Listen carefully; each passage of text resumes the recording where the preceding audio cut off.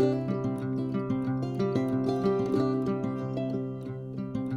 everybody, welcome back to my kitchen. Today I'm going to be sharing with you the recipe and all the steps to make a beautiful, crusty artisan bread. For those of you who are just beginning your bread journey, this is the perfect bread for you because it will turn out amazing every single time. Now I will have the recipe with all of the measurements and details in a blog post down in the description, so make sure to check that out. You can print it off and keep the recipe in your own kitchen so that you have it anytime you need it. The only thing you need for this bread is a little bit of time to allow the dough to work its magic. So without further ado, let's get started. So the two most important things you have to remember for this recipe are heat and time. So you need time to let the dough really ferment and do its thing.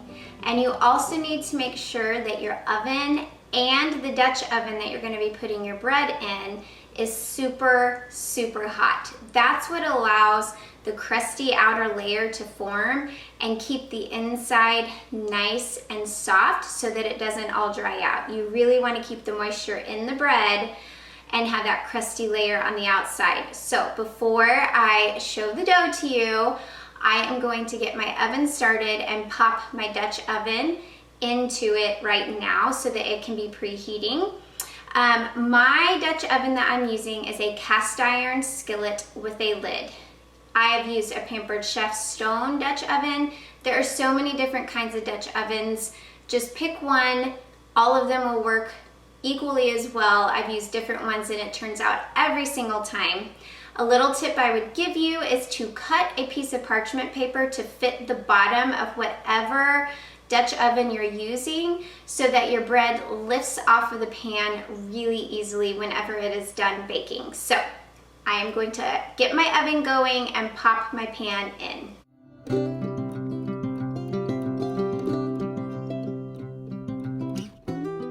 While that is preheating to 450 degrees Fahrenheit, I am going to get my bread dough, which I made last night before I went to bed. All you have to include is flour, a little bit of yeast, a little bit of salt, and some warm water. You put it in a bowl, you mix it all together, which I do with my hands. It's a very sticky, shaggy dough, so using a spoon doesn't work as well. I find it to be very easy to just use my hands and work all the ingredients together. I put some plastic wrap over the top and then a towel over that. I set it in a corner off in my kitchen, and the next morning it is ready to go and we'll make this beautiful loaf of bread. So I'm gonna go grab my dough right now. I have my dough. And so now we're gonna see what it looks like. Look at that, look at all the bubbles. That is all the amazing air that's got trapped in there. That's gonna make our bread so fluffy and delicious. I'm going to save this plastic wrap because I am going to turn this out onto a floured surface, work with it for just a few minutes, and then I'll cover it with the plastic again and let it hang out for 15 to 30 minutes as my oven preheats. So I'm just gonna sprinkle a little bit of flour. I don't need much, just enough that it doesn't stick to my surface. Don't be afraid when you turn this dough out. It is quite shaggy, but that's part of what makes it so delicious. Okay. I'm gonna sprinkle a little flour on top. Now, the key here is just to work a little bit of the flour into the dough. You don't want to crush all those delicious air bubbles that have formed overnight during the 12 to 24 hour set time that you let it sit in your bowl. So I just turn it a little bit and gently push it with the tips of my fingers and turn and push until I have a beautiful little ball of dough. See how that has come together? It is so perfect and it springs back and it is going to bake up beautifully. So I'm gonna set it here and then I'm gonna cover it with my plastic wrap that I just took off. I'm gonna let it rest for 15 to 30 minutes. If you forget about it, seriously, this bread is so forgiving.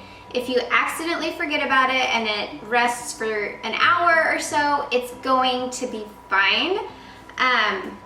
It's just the perfect bread for beginners or really anybody. So anyway, I'm gonna let this rest. I will be back here in 30 minutes to pop it in the pan and then we will bake it.